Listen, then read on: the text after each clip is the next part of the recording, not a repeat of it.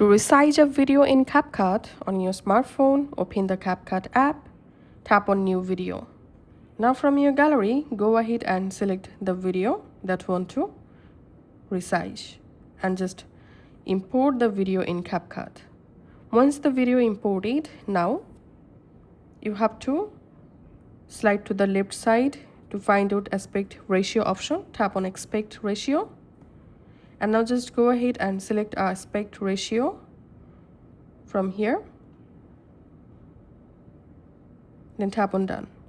Now we have to zoom in the video to match with the aspect ratio or frame. So select the video clip in your timeline and pinch your two fingers to zoom in the video.